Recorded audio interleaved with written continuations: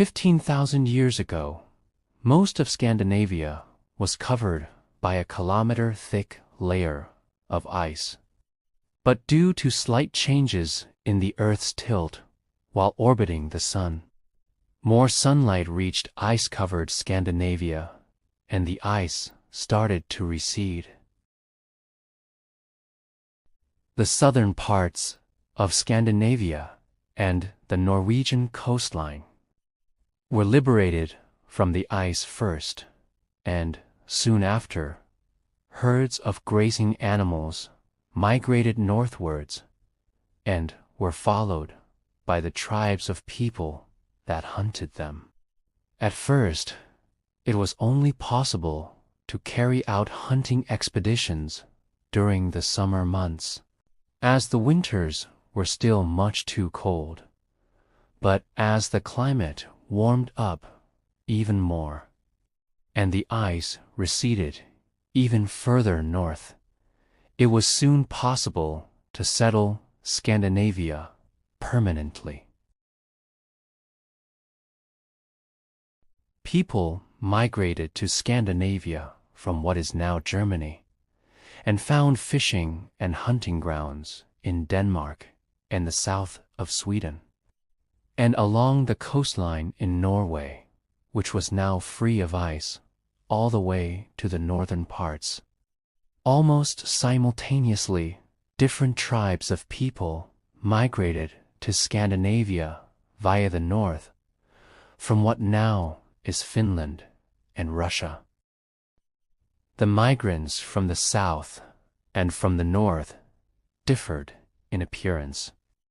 The migrants from the south had dark skin and black hair, and most of them had blue eyes, while the migrants from the north had lighter skin and hair and had different eye colors.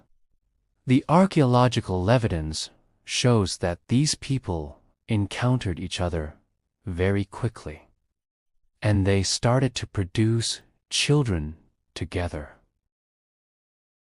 The Stone Age people lived in family groups of 10 to 15 members. This meant that they could settle for longer periods in a good fishing and hunting spot without draining the resources too quickly. When necessary, they sent out members of their tribe to look for a new location where they could settle, and the rest of the tribe then followed. It was long believed that this was a fairly peaceful time, but more recent discoveries show that it was actually a very violent time. Tribes were ready to fight to the death over territories where food was abundant. The most prized prey was the moose. It not only provided a lot of meat, but their hides were essential to provide clothing. The moose could be hunted with spears, which was very difficult and dangerous, or with trapping pits. The surrounding environment would be altered to make the route going across the covered pit the most logical one to the moose. Other mammals, like deer, boar, and seal, were consumed in large quantities and a lot of fish.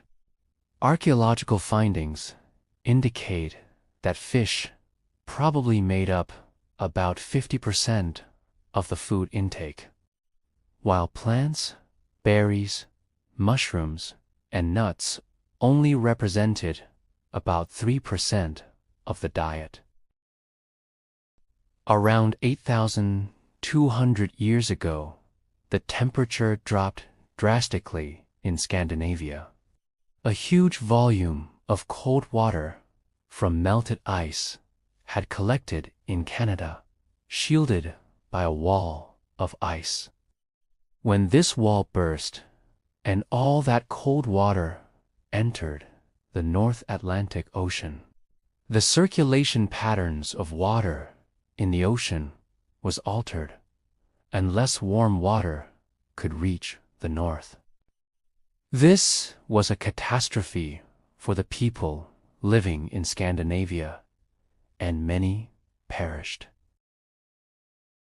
It would take over 100 years before the temperature started to rise again, and it then kept rising for 2,000 years.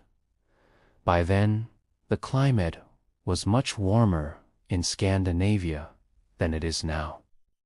The warmer climate brought with it a new wave of immigrants to Scandinavia. These were farmers from what is now Germany who were looking for new land to farm. They brought with them knowledge about cultivating crops, and they also brought domesticated animals with them. There was most likely a certain amount of conflict between the hunter-gatherers and the new farmers. The skeletal remains from the time show that even though they coexisted in the same areas, they didn't mix genetically. The remains also show that the hunter-gatherers were of better health than the farmers. They were taller, stronger, and had better teeth. Due to the high amount of carbohydrates in the farmers' diet, they had much more cavities in their teeth. The hunter-gatherers had reproduced fairly slowly in order for the family groups to not expand so much that it would be difficult to feed everyone. They breastfed the children until they were several years old. As they were also partially nomadic, it would have been more difficult to travel with a lot of children who couldn't keep up walking by themselves and would need to be carried. Even though the farmers were of poorer health, their permanent settlements allowed them to grow and store a lot of food, so they were able to have a lot of children. Before long, farming became the predominant way to survive in Denmark and in the south of Sweden and Norway, while a hunter-gatherer lifestyle persisted in the north, where the land is less suitable for farming. A recent Danish genetic study indicates that the new farmers pretty much wiped out the earlier hunter-gatherer population. Through violence, reproducing faster, and bringing pathogens with them via their domestic farm animals. The Stone Age came to an end in Scandinavia around 3,700 years ago, when the Bronze Age started, but that will be covered in a future episode. If you enjoyed this episode and would like to see more, it would mean a lot if you would subscribe, like, and comment. Thank you for watching.